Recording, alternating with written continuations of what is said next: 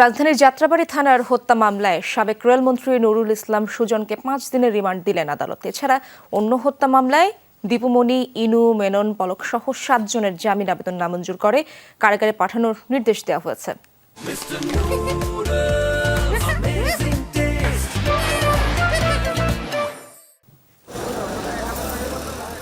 রোববার সকালে 8 আসামিকে তোলা হয় মেট্রোপলিটন ম্যাজিস্ট্রেট সাদ্দাম হোসেনের আদালতে। শুনানি হয় রাজধানীর যাত্রাবাড়ী আদাবর থানার হত্যা মামলার। তেজগাঁও থানার 2 পৃথক হত্যা মামলারও ছিল জামিন শুনানি।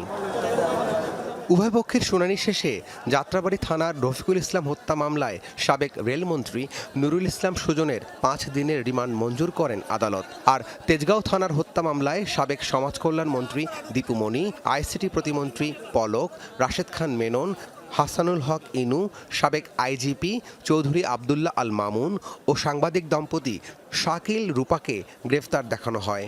শুনানিতে আসামিপক্ষের জামিন আবেদন নামঞ্জুর করে কারাগারে পাঠানোর নির্দেশ দেন বিচারক। এ সময় তেজগাঁও থানার পৃথক মামলায় রাশেদ খান মেনন, হাসানুল হক ইনু ও আবদুল্লাহ আল মামুনকেও কারাগারে পাঠানোর নির্দেশ আসে।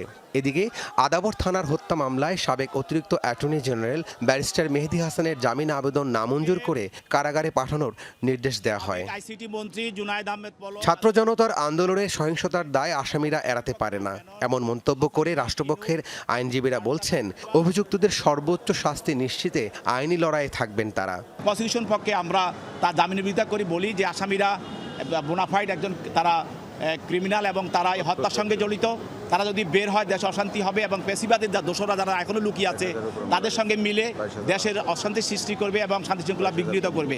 এদিকে মামলা, গ্রেফতার, রিমান্ডকে রাজনৈতিক উদ্দেশ্য প্রণোদিত আখ্যা দেন আসামিপক্ষের আইনজীবী। জানান ন্যায় বিচার পেতে প্রয়োজনে সর্বোচ্চ আদালতে যাবেন তারা। হয়রানি করার উদ্দেশ্যে এবং রাজনৈতিক কারণে এই মামলাগুলোতে আমাদের সন্নিবেশ করা হচ্ছে। এই আদেশে এবং আমরা অর্ডারে আমরা সংক্ষুব্ধ হয়েছি, আমরা বিক্ষুব্ধ হয়েছি, আমরা ন্যায় বিচার হতে বঞ্চিত হয়েছি। এদিন সাবেক রেলমন্ত্রী নুরুল ইসলাম সুজন ছাড়া অন্যান্য আসামিদের রিমান্ডে রাখার আবেদন করেনি পুলিশ। রাব্বি সিদ্দিকী, যমুনা নিউজ, ঢাকা।